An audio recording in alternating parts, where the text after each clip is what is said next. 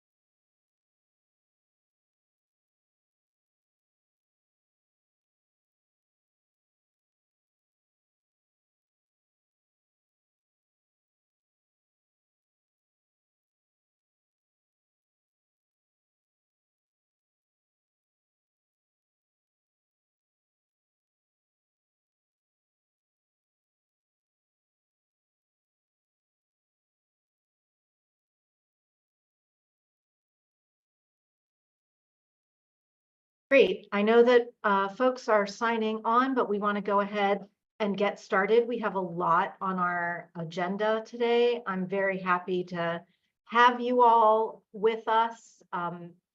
Just thank you to everybody for joining today's important conversation around state and local advocacy strategies. My name is Ann Oliva, and I am the CEO of the National Alliance to End Homelessness. We at the Alliance are incredibly fortunate to be joined by so many great partners in this work towards ending homelessness and achieving housing justice. Two of those partners, the National Low Income Housing Coalition and the Center on Budget and Policy Priorities, are co-sponsoring this webinar today, which continues the series that we started together over the last couple of years. I want to thank them for their incredible work in the area that we are focusing and talking about today, and that's, again, state and local advocacy. We know that preventing and ending homelessness is going to require resources and better policy. But we also know that there are a lot of threats out there to the work that we are trying to do together. For example, we're in the midst of a persistent affordable housing crisis that places extreme pressure on our systems and impacts our ability to both prevent and end homelessness, to both prevent homelessness for people and get people rehoused really quickly. For decades, we've had disinvestment in our social safety net systems that have created many places for people to fall through the cracks into homelessness. Those same disinvestments also cause strain on an overworked, underpaid, and understaffed frontline services workforce. A lot of communities continue to propose and pass bills that seek to fine, ticket, arrest, and jail people for experiencing homelessness in their communities. These threats recently reached the Supreme Court, which heard a case out of Grants Pass, Oregon, that will have significant implications for community-level responses to unsheltered homelessness. And in part due to well-funded think tanks pushing dangerous policies and myths about homelessness and people experiencing homelessness, states are increasingly considering laws that will punish unhoused people, move money and resources away from evidence-based approaches, and in some cases seek to round people up and place them in camps. But the good news is that as a field, we're fighting back. Communities and coalitions across the country are defeating proposed punitive policies in state legislatures and are mobilizing the resources that are needed to prevent and end homelessness at the ballot box and through appropriations. At the national level, many federal partners, including those of us who are hosting today's call, remain really focused on combating the well-funded and coordinated effort to criminalize homelessness. Together, we're trying to support groups on the ground doing this work every single day by producing case studies and other materials to highlight evidence-based solutions and innovative strategies. With all of those materials, we know advocates are fighting back. And today, we're really fortunate to be joined by 3 wonderful advocates from Los Angeles, New York City, and Nashville, who will share with us some of their campaigns and strategies to defeat harmful policies and advocate for the resources we need to scale permanent solutions to homelessness. Our 3 guests today are Andrea Vocos, who is the Housing Coalition's manager at the United Way of Greater Los Angeles. We also have Jeremy Saunders, the co-director at Voices of Community Activists and Leaders in New York, also called Vocal New York, for those of you who might know that acronym. And Lindsay Crinks, who is the co-founder and director of advocacy at Open Table Nashville. And now I'm going to turn the floor over to Andrea Vocos to talk about what's going on in Los Angeles. Andrea? Thank you so much, Anne, for the introduction. And yeah, thank you everyone for being here today. I'm the Housing Coalition's manager with United Way of Greater Los Angeles. And I'm here today to talk about our Everyone In campaign. Thank you. I'm here to talk about our Everyone In campaign, a little bit of the history of how it formed, some of the amazing wins that we've had in the past few years, and then also the exciting work that we're doing right now. If you can go to the next slide, I'll share a little bit about who we are. So Everyone In is, we're a community movement that was formed in 2017. And our purpose is to build both public political will to end our homelessness housing crisis for good by fighting for solutions that work. And part of that is fighting for affordable and supportive housing in every part of LA County. If you guys don't know, LA County is very big. There's 88 cities. So quite the task to grapple. But we believe that this is important, ambitious, and is doable. And by doing this, we do this by activating millions of people across LA County who want to support solutions towards ending our very dire homelessness crisis that we have, housing and homelessness crisis we have here in LA County. And we were formed after a few incredible wins in 2017. We had Measure H and Measure HHH, which both granted funding for building affordable housing. It was a huge, huge win. But at that time, there wasn't really like a climate or network of like housing justice in the way that we do now. And while we had this huge win, winning isn't everything. You have to protect it, right? And we were risking facing the onslaught of NIMBYs who, didn't want to build more affordable housing, and we had to be defensive and protect our huge wins. And so this is how Everyone In formed. And by fighting against NIMBYism, our main thing was creating a huge narrative shift, mobilizing people across the county that might not already be part of some sort of housing related organization, and actually continuing to make policy changes and have more wins for our communities. You can go to the next slide. So as I was just saying, those are kind of the main core components of Everyone In. The big one being communications and a narrative shift. This is a very huge part. We do a lot of paid advertising to reach a large, wide audience that might not normally be in these worlds of housing justice. Also mobilization. So with that, mobilizing communities to get together, whether it's attending a city council meeting, a board of supervisors meeting, a rally, an action, things like that. And in addition to that, it's creating the lasting change as well. So fighting for advocacy, policy changes as well. Those, I would say in a nutshell, are like the main core components of Everyone In. Next slide, please. And so through the creation and existence of Everyone In, there have been some really amazing coalition spaces that have actually sprung from Everyone In. Those being Our Future Los Angeles or Our Future LA, and also Reimagine LA County or Reimagine LA. Our Future LA is a large coalition of nonprofits, community advocates, affordable housing developers, service providers that are working to address the rise in homelessness and also improving housing policies, creating more affordable housing. And there have been a few large wins through the work of Our Future LA.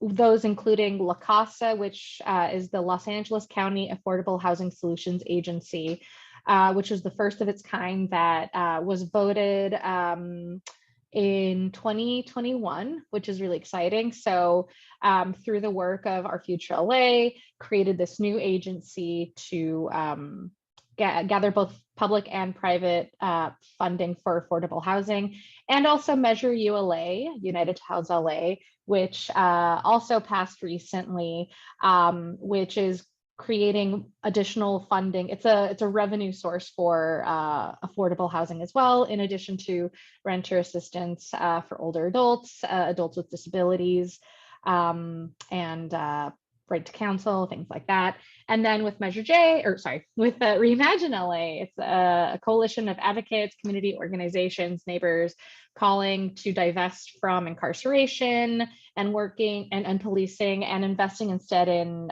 health and economic wellness of marginalized people.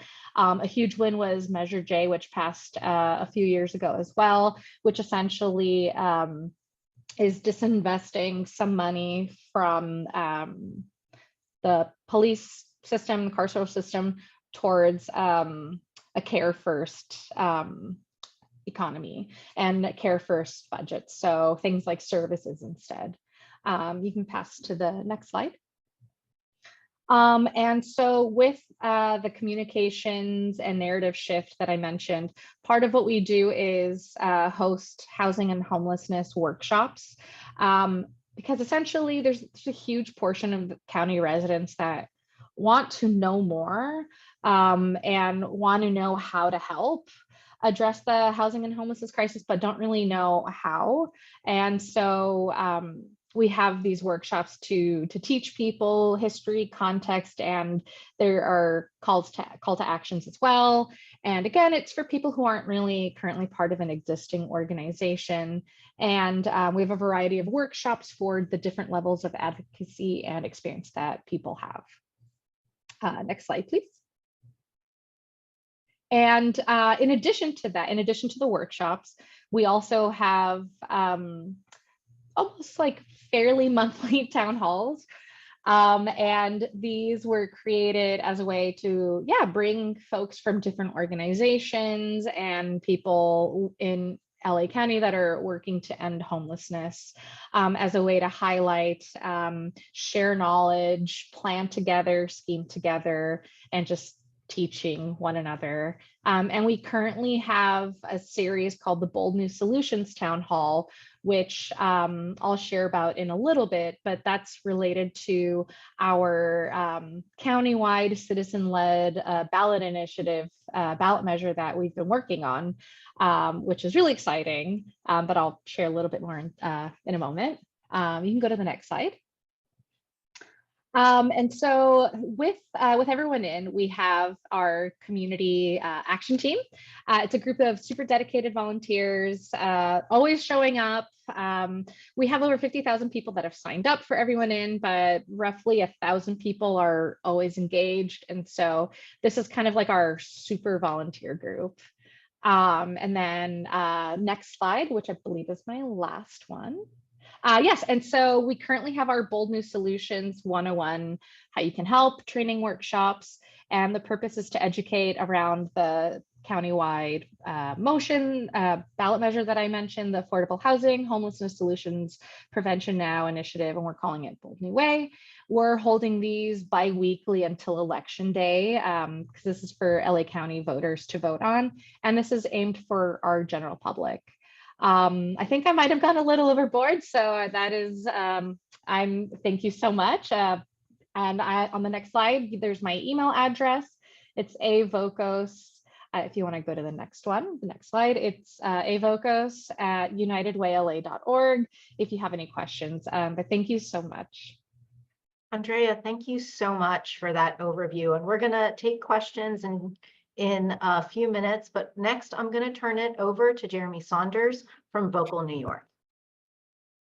Hey, everybody. So I have a couple slides just to tell you a little bit about Vocal, and then I'm just going to have some takeaways and kind of weave it all together. So I work for Vocal New York, but as you'll see in a second, Vocal's kind of going through a national expansion, and we're dedicated to ending AIDS, the drug war, mass incarceration, and homelessness by organizing people directly impacted by those issues. So that's what we do. You can go to the next slide. I won't read this, but just what is important is that, that we view what we're doing as building a movement of directly impacted people, that we're grounded in systemic change. We're trying to change laws and policies. We often say that we're trying to win policies grounded in equity and justice, and politics grounded in compassion and love, because we know, as we heard from Anne, as we heard just from Andrea, that this is about a narrative fight as well, about people's humanity. So that's a really core component, I think, for all of us in this work. Next slide. And just that our model of organizing, and we really ground it in this every day, is kind of connected to traditional old school community organizing, direct action, AIDS activism coming out of ACT UP, and then Black-led social movements who kind of gave a vision of the world. Next slide.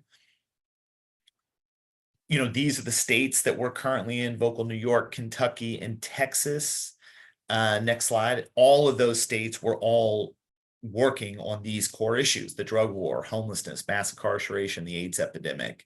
And as community organizing groups, very different from service providers, which I believe most people on this are. We do actually run a harm reduction program here in Vocal New York, and Vocal Kentucky is now providing a drop-in harm reduction space. But this is kind of our core work, is community organizing. And we're all about slowly bringing people in and developing them into community leaders, which I'll talk a little bit about. Next slide. This is a little bit about our model. The one thing I wanted to talk about is a lot of our model is about working sometimes collaboratively, sometimes not as collaboratively, unfortunately, with service and housing providers. A lot of our most powerful organizing comes when our organizers, our leaders, are able to go in and do teach-ins and try to engage people who are receiving services, are living in housing facilities. So, I want to encourage people to find partnerships with organizing groups in your area, because we found that to be a really powerful way to build our people power, and for the service providers to be able to be supportive of that, to win even often the policies and the funding that you need. Next slide.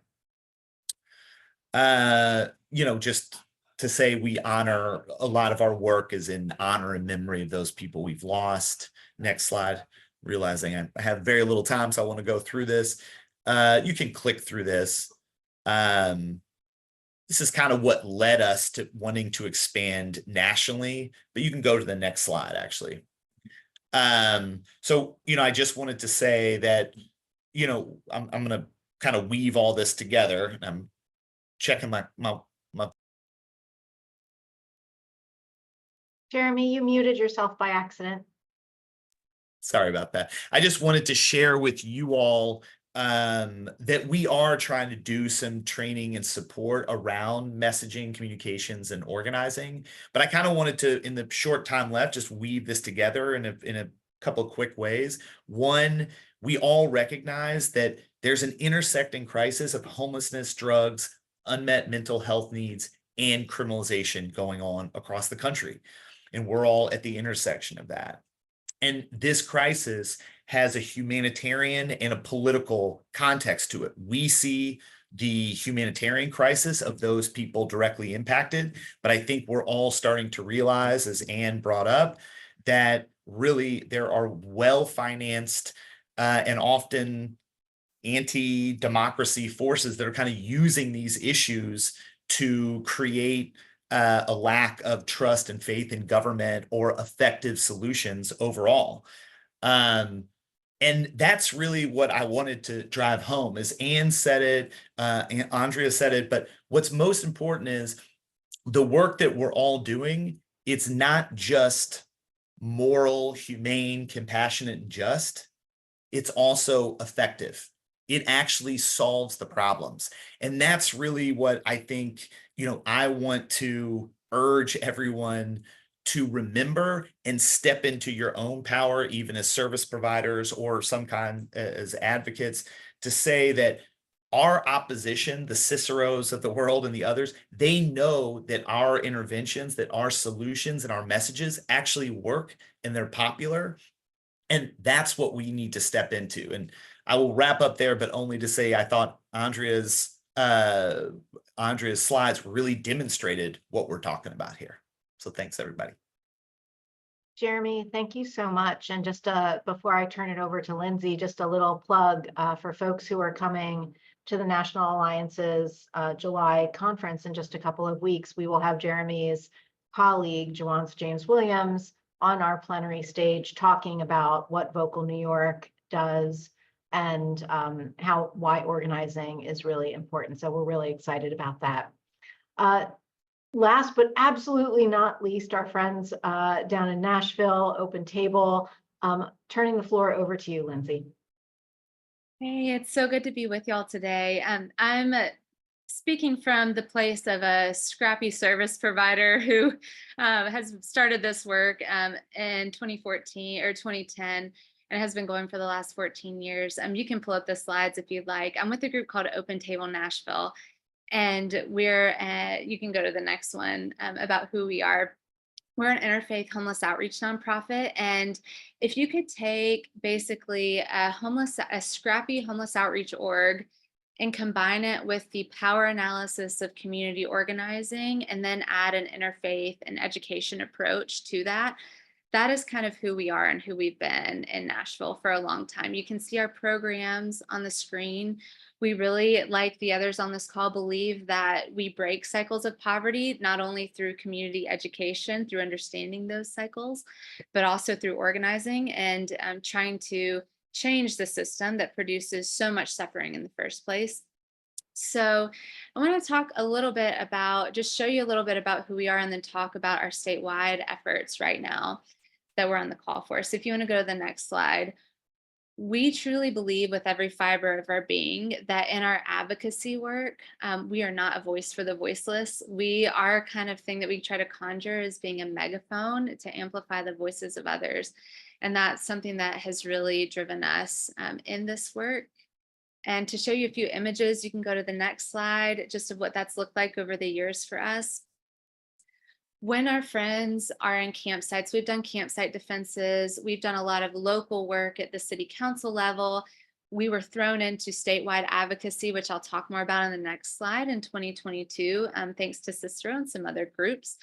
But our work is very local based, and it's really easy for us, those of us who are service providers, those of us who are in the trenches day in and day out, and those of us who are directly affected by displacement and homelessness, to really feel not like we're powerless.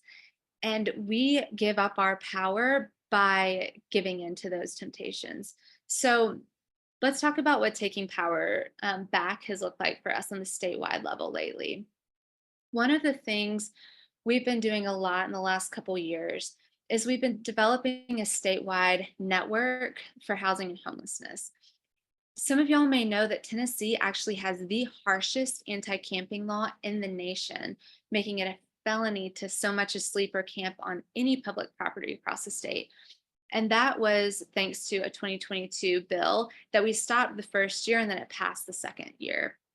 We realized that in a place like Tennessee, we can't just organize with our other blue cities. So Chattanooga, Knoxville, Memphis, and Nashville, we can't just come together, but we have to do more rural organizing to really understand why the lawmakers in those areas have been taking points from Cicero and believing in the false solutions to homelessness that they're peddling. So we are trying to take back the narrative from Cicero. Our lawmakers, we've met with them on our days on the Hill. We defeated a Cicero bill last year, and we are continually hosting policy calls on a monthly basis on a statewide level to try to get at proactive legislation. But one of the things we've heard from our legislators in doing this work is, hey, they've seen a rise in homelessness in their towns and they want solutions. Instead of believing Cicero's solutions, we're starting to shift toward proactive legislation and offensive work to show there are solutions that are based in evidence and that are humane that we can use in our state instead of criminalization. So right now we're really excitingly building a statewide coalition for housing, homelessness, and tenants' rights. If you want to go to the next slide, that we're planning to roll out early next year. We're in the throes of this right now. We're partnering with a couple other statewide groups that we love dearly, have deep roots with. And we're trying to pull together the tenants' rights piece and the low-income housing piece with homelessness, because our people, when they move in, we move them in. And when they move in and then they get 30-day eviction notices because a new developer, out-of-state developer, has bought their complex and is flipping it, they need rights then too. This is a revolving door. So we're focusing, you can see the members we're really trying to bring into that work. We don't rule out faith communities as groups who can participate meaningfully in this. And we're trying to educate service providers that there are pieces that they can do too. Yes, there are some limits on lobbying, but most of what we do anyway falls under issue-based education. So there's a lot of education that needs to be done for service providers. The last thing I'll say, and you can go to the next slide so I can keep with my time, but we are trying to build power across our state, across our nation, for everyone to be able to thrive. And it's time to start thinking like the other side is thinking. And I heard you talking about this, Jeremy. It's time for us to be proactive, to build power. And if we're about building a better world piece by piece, while we dismantle the cages and coffins that others are trying to place our people in, this is where it starts. And it's all relational, and we're all learning from each other. And we're so happy to be in this conversation with y'all today. Thank you so much, Lindsay, Jeremy, and Andrea. Before we get to audience questions, we have a few questions that we want to just start the conversation with. And the first is for all of you, so you can all turn your cameras on. And can you talk for a couple of minutes about how what strategies you've used to broaden your base of advocates? I know, Lindsay, you just talked about like the need to make sure that you're organizing in rural areas, and I've heard about different states and different geographies. So how have you been able to engage, for example, service providers in this work, people with lived experience of homelessness and housing instability, and other folks that maybe don't have a ton of time? They're not like in this work as part of their work, but they could be really strong advocates. Let's start with you, Lindsay, and then I'll go to Andrea and Jeremy. Absolutely. We know that change is relational, and one of the ways we've been able to reach different service providers across the state is not only in some of the relationships and connections that we have, whether that's in a faith community, like the Methodists are incredibly organized, and we have some key Methodist ministers who can really reach out to the statewide network there. but also in thinking about statewide COC meetings. So one of the thing, and that's continuum of care for folks that are not as familiar with that acronym. That's really a kind of governance mechanism for a lot of homeless service providers across the country. And each kind of area in Tennessee has their own local COC meeting that often meets monthly. And so we presented at a number of those meetings to talk about Advocacy 101 and kind of policy work that we're doing. We've also traveled across the community through the state, presenting at community roundtables or conferences, statewide conferences, or helping out with groups that have local campaigns. So we recently went to Shelbyville. One of my colleagues, India, who's on this call, went to Shelbyville because they were trying to pass an anti-camping law at the state or at the local council level. So we met with them, we called their pastor and talked to him. He had never made public comment before. So we talked about that process, and then he felt more equipped to speak into his local context. So, these times we have to use the anti-homeless energy that's out there to mobilize folks in this moment. It's there. What if the Supreme Court ruling is a huge mobilizing moment for us? Are we ready to take advantage of that? Because all of us can be in the next week. We're expecting that this week. Couple of days, maybe. Yeah, a couple of days. So we need to be ready to really use that to build momentum in and make inroads in. Yeah, that's awesome. I really appreciate your perspective on that. Andrea, what are your thoughts on that question? Yeah, no, it's a great question. So I touched upon it a little bit in my presentation, but strategy that we've been using to broaden our base has been communication. It's a huge one. So we do a lot of paid social media and a lot of paid content for people that wouldn't normally see it or, follow it. It's really for a lot of folks that aren't already plugged into like housing justice circles or in movement work or anything like that. Our goal is to cast a really, really big net and then to use virtual spaces intentionally by having things like our workshops, our town halls, essentially creating spaces to bring people in and also just giving people clear asks and clear calls to action as well. So kind of like what I mentioned earlier, things like calls to action like go to the city council meeting, attend this rally, tell your neighbors, tell your friends and your loved ones. For us, it's really crucial to remove barriers so that everyday people can participate. That's a huge part of how we try to broaden our base of advocates. Jeremy? First, hi, Lindsay and Andrea, very impressive. I love being on this with you guys. They're amazing. So one at Vocal, I said this, but we very intentionally partner with service providers a lot. I really would encourage people to think about ways you could. I think in Lindsay's case, they really are providing services and organizing, so not as necessary. But if you're a service provider and that's what you do, which is deeply valuable, thinking about if and how to partner with an organizing group or an advocacy group can be really effective. It's also self-protective. There's times in certain hostile conditions that you don't want to do what an organizing group can do. Maybe you receive city, state funds or whatever, and there's some stuff that we organizers will throw down and do, but you can be very supportive of that. And good organizing groups should be helpful at doing what Lindsay said, at not being the voice, but helping to give voice to your clients, which I'm sure a lot of you do.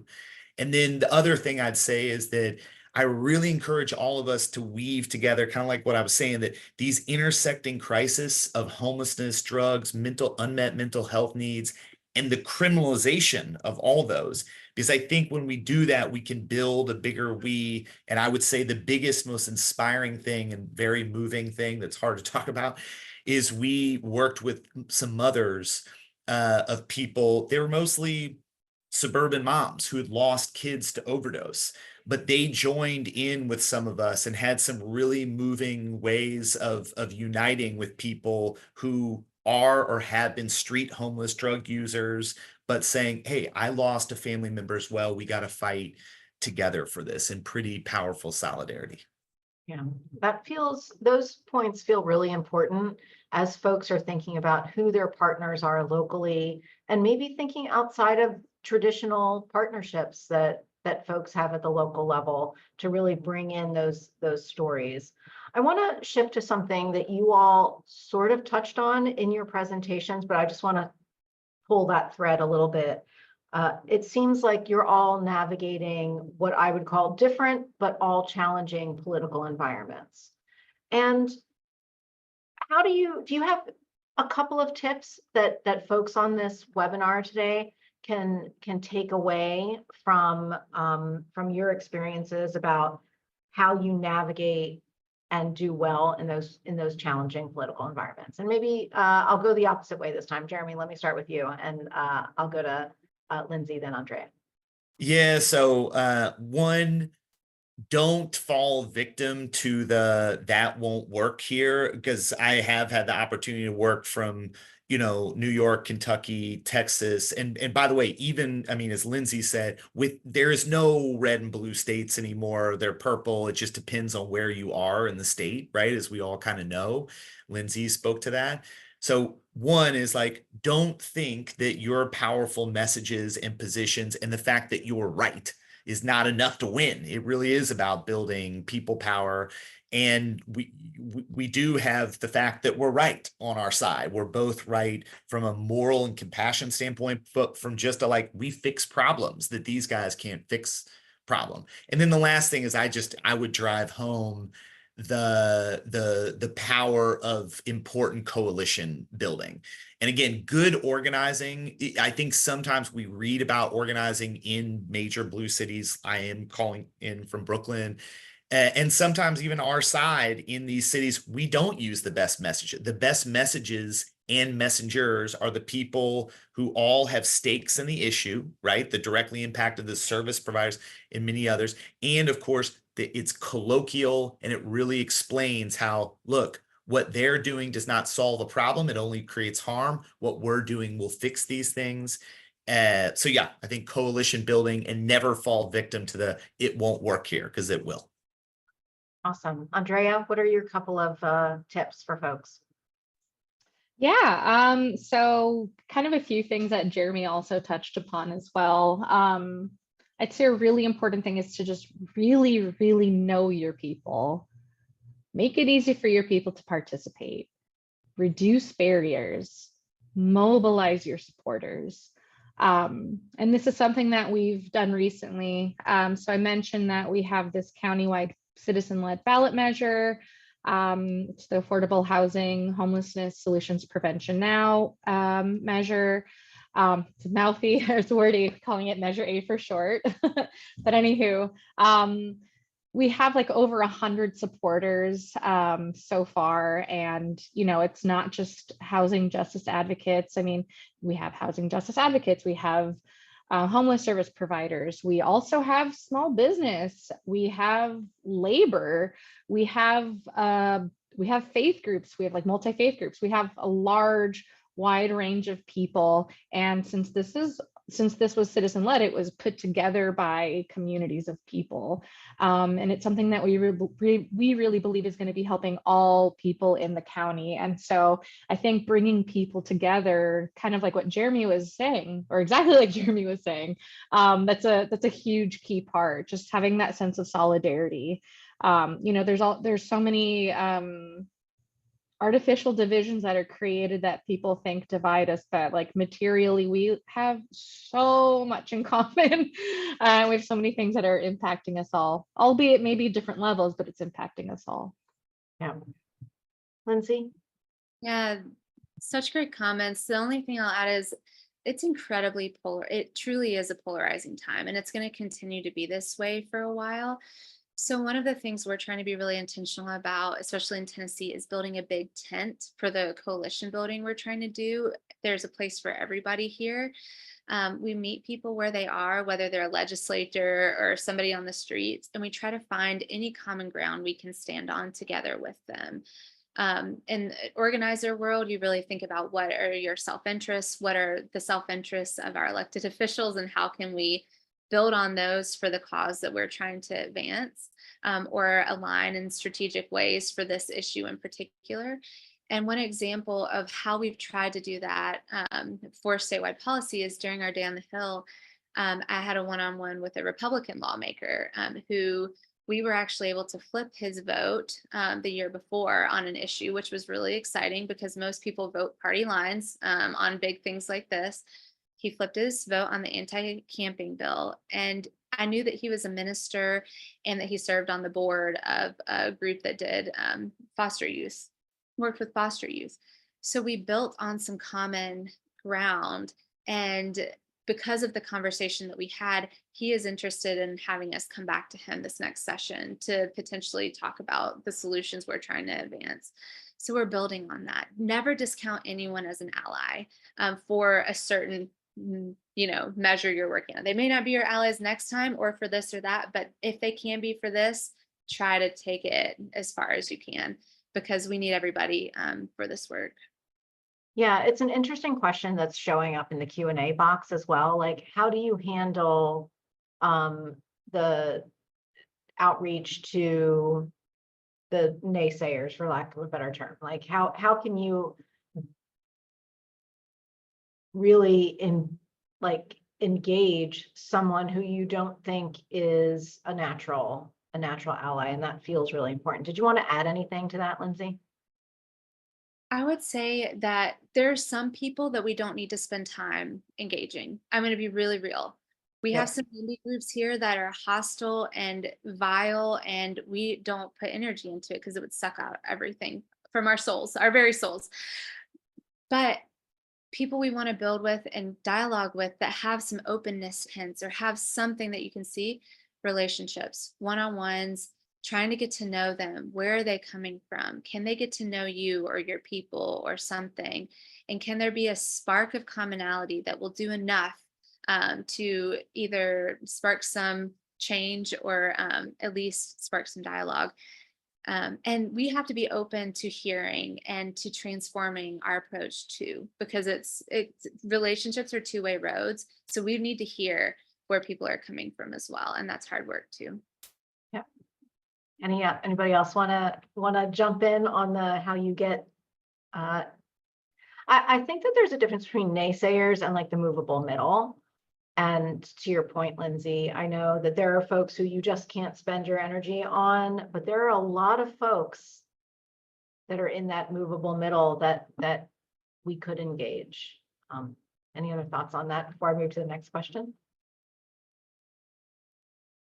I mean, I'll say it here, but so I won't say it in future things. Two things is like, I'm saying it a bunch, but it's worth saying it, is the coalitions are important because it is important to have different, totally separate voices. There's stuff Vocal can do and say, and there's people that we can't break through with. And that's why I encourage all of you to seek out the coalitions within your states or even in your smaller towns, which I'm sure they exist, to like fighting on this. And the second, which won't sound obvious at first, but is developing really powerful messages and just relentlessly sticking to them, because you would be surprised your ability to slowly transform things when you have, I mean, obviously you want to adopt them and strengthen them and learn from what you do, but you'd be surprised at how much you can chip away and build when you have a powerful message. And you do, there's no doubt that everything you're wearing,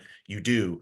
And how much that can slowly chip away at your opposition. Yeah. Yeah, both Jeremy and Lindsay have shared like really important points. An example that I'd give is, so with the measure that we're working on right now, we've been doing research to see what kind of messaging works for folks, because I'd say that we have like 40% of the county is like with us. They're always going to be with us, always going to be in support of what we're doing.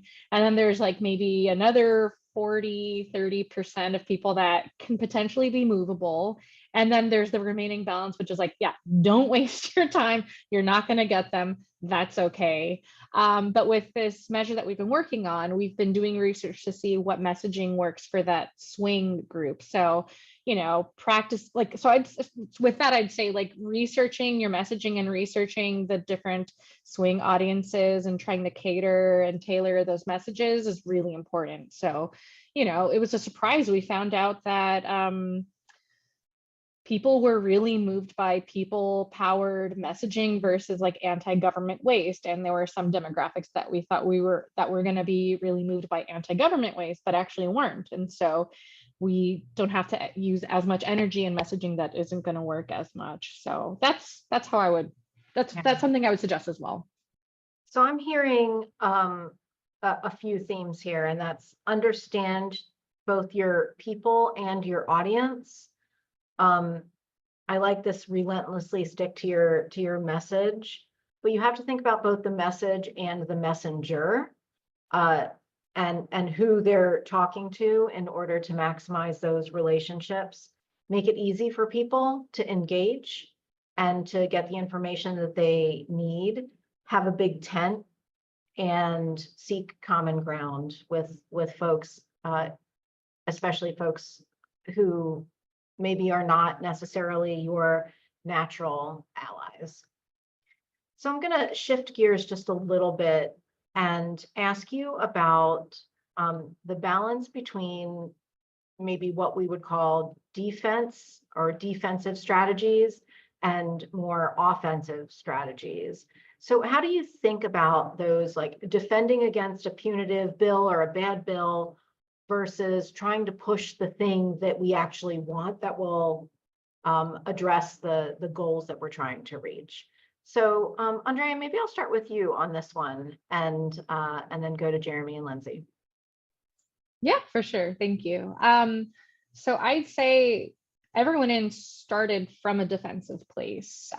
It started from a defensive place since we had just passed these ballot measures, and then we were really concerned about people trying to prevent housing from being made and prevent services from being delivered as well. We wanted to protect our wins, and so that's how we were created. We wanted to mobilize folks to fight against NIMBYs that were, against buildings being made. So it started from a defensive place. And then, an additional example to that is, so in California housing, there's there's like a state law that's for environmental protections related to housing that tends to be weaponized very heavily by NIMBYs that don't want affordable housing to be built. So addressing this like harmful barrier, we actually fought and worked to change the state law and to actually remove affordable housing from it, so that NIMBYs can't use these fake environmental reasons to prevent affordable housing from being built. So that was something that was like done as well in defense. And so with that, I'd say that Everyone In is not just a communications campaign, but also I really want to emphasize that we're also a huge advocacy campaign as well to drive change, because it's really also about changing the rules of the game and making our government, making our systems work for us and work for our communities. And that's, I'd say, like our biggest point. And our thing is about changing the underlying structures that are creating the conditions that we're currently in. So yeah, I mean, it's always you always have to balance between defense and offense, but we started from a defensive place and then created great things out of it and continue to do so. That's really helpful. Lindsay? Sure. This question makes me think a lot about a quote from one of my early teachers in this work. Some of you may be familiar with Willie Baptist, who did a lot with the National Union of the Homeless and the Kensington Welfare Rights Union. But he would always say, when he came to Nashville and when he would speak other places, he would always say, the most organized forces in history are the ones who win, not the biggest or the best, but the most organized. And what we have been doing for too long in the community that's trying to advance progressive ones for everyone. We have been playing defensive strategies too much and not thinking about the long term, the long haul, just thinking about short-term damage control. And we're going to have to keep doing that because the forces against us are bigger and more powerful and way more resourced in the sense of having money. I mean, you know, Cicero is like tech billionaire money, right? Along with other things like private prisons and other things. So the fight is pretty big, but for us, it's a mindset and a commitment that we have to make to understand that we have to play the long game too. And in a state like Tennessee, we're finding statewide partners that are ready to play the long game with us and ready to say, you know what, we're not going to get rent control in Tennessee in 2 years, but maybe we can in 12, at least rent stabilization if we play strategically, or maybe we can in even less. But we understand that this is going to take time. So we are trying to build coalitions and partnerships that have deep roots and that can do that long term with us. Not only will we be more effective in the offensive when we're building this way, like in taking back Cicero's playbook and using it for good. Like we're looking at their policy stuff and we're saying, oh, they do this so well for legislators. How can we flip that and actually make it better for everybody? So thank you, Cicero. We're learning from you, and you've mobilized us along with some other things, and you're going to keep mobilizing us as long as you keep doing this work. But yeah, we have to invest, and we need our national funders to keep investing in these long game strategies with local partners and statewide partners, because that's been one of the reasons we've been able to shift too, is having some other partners in this and giving us some space to do that work. Yeah, so one, I think you're trying to always kind of, you know, move from defensive to offensive, and I'll use Grants Pass, which Ann brought up. Again, I love the panelist right now, but you know, it's not just, you're not saying no to the criminalization. You're saying no to criminalization. Do the thing that works. We need to house people. The thing, and again, I think you're constantly pivoting to like, I curse like a sailor. My grandmother did, but that shit doesn't work. Ours does. You need to like, you are harming people in these ways. This is what we can do, you know, and we're right. And so I think that's a really big one. Well, I'll stop there. These guys were amazing. Awesome. Apologies for the curse too. Oh, well, I curse like a sailor too, so it's all good. So I'm going to start taking some questions out of the Q&A, and Alec from the Alliances team is trying to group them together. So the first set of questions that we wanted to sort of get to is engaging faith partners and how important it could be and how helpful it could be to engage faith partners that maybe aren't traditionally in our work. Can any of you speak to that specifically? Happy to start with, you want to, Andrea, you wanted to start? Sure, or Lindsay, or okay, I can start. Sure. So funny enough, actually, prior to being at United Way, I was an organizer for about 3 years with LA Voice here in LA County, which is a multi-faith, multiracial organization. And we actually had done work with United Way. And so I'm really happy to say that we're still doing work with LA Voice in my new position. We're connected with Clue as well, which is a clergy-led organization. We actually just had a press conference this morning celebrating our ballot measure getting officially voted by our Board of Supervisors. And, you know, the MC was a reverend. I think it's a really large untapped community. And I think it's, you know, in the spirit of solidarity, when you have people from so many different walks of life, different creeds, different backgrounds coming together on the same issues that say, hey, we all have this same belief that, you know, all lives are sacred and have dignity and all deserve housing and things like that. I think it's really strong and powerful.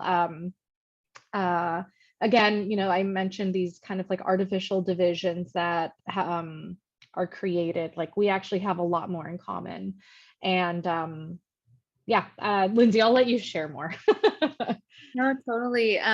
I'm a minister, and I went to seminary at Vanderbilt Divinity School and serve as an interfaith street chaplain with Open Table Nashville. And one of the things I would encourage folks to do, if you don't know as many folks in the faith community, is to look up which faith community part or people in your community have outreach ministries or do, soup kitchens or something, and find the people that are kind of leading that, or the head pastor can tell you who the people are in their community or congregation, and get coffee with them and start those conversations. Ask them what kind of things does their faith community want to know about homelessness, and present to them and build in that systemic analysis. We do that a lot with faith groups here, building in the systemic analysis and solutions to our community education for faith communities.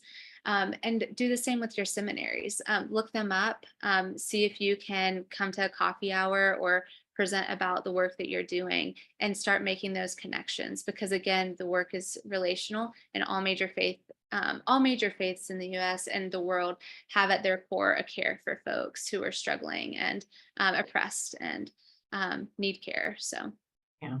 good place to start. The next question, and probably the last question that we have time for today, there's a number of questions in the Q&A box about engaging people with lived experience of the systems that we're trying to change. And how do we do base building with that group of folks, but also making sure that we're not in a position where we are constantly re-traumatizing people. So how do you think about that particular work and balance? And Jeremy, I'll start with you. Right. I mean, obviously that's real. And at the same time, I actually fear a lot that people don't grant those people directly impacted their humanity and their ability to define that for themselves. Yeah. And in some ways, even allowing people to get heated sometimes, to get angry, to say that stuff, that's okay. Like, I think, so I would actually challenge us to say, again, of course that's real and there's things you don't want to do, but I wouldn't bring them up much, because I think that we default to not trying to engage people. We default to not talking openly about what have you been through, what's going on, how do you talk, because I think the vast majority of people, when given the opportunity, and Lindsay, who keeps bringing up organizing and power building language, which I love, will speak to, if I say this, is, the most transformative thing is for people to have a sense of their own power, and that is speaking to powers, to telling your truth of power and winning. So I would actually encourage people to just not overstate that and give people their own opportunity. And I would again encourage, just that really seek out the organizers and the coalitions within your community, because that's how we're going to build this, and how you, service providers or advocates, are going to get the support you need to do that. Yeah. Lindsay or Andrea, you want to? Yeah, Lindsay. I'll just add that there are already leaders on the streets. And we don't give anybody power. We don't empower anybody. We wake people's power up that's already within them when that power has been crushed down. So, being relational again, and building relationships and inviting people into work if they're not already coming to public meetings or whatever, and saying, letting them know what's going on. But the relationships are huge. Trust the leaders that are already on the streets. Look for the leaders when you're in campsites. Look for the leaders in your downtown areas or your towns. They're already there, and they just need a megaphone, not you to be the voice. So we try to pass that mic, and I know the groups on here are kindred in spirit and do the same. Thanks. Andrea, you want to wrap us up on this question? Oh, lots of pressure to end it, but yes, I'll do my best. Jeremy and Lindsay they've both shared like really key things. And to add to that, I'd just like remind folks that people that are closest to the problems are the best architects to the solutions to their problems. Allow people the opportunity to say no, give people the agency to say no if it's going to be harming them or re-traumatizing them. But we should allow people the agency to be able to share, speak their truth and speak from their experiences. And I'd say, in addition to like the importance of lifting voices that, have historically been not heard, like it's so important to incorporate these voices and these experiences into the actual changes we want to make. So, for example, the current ballot measure that we're working on, is created by community members, and a lot of folks that have either experienced homelessness, might currently be unhoused, or are service providers that work alongside communities that are unhoused as well. So it is absolutely crucial. It is absolutely crucial, in a way that, of course, is like healthy and holistic. But yeah, people have power, people have agency.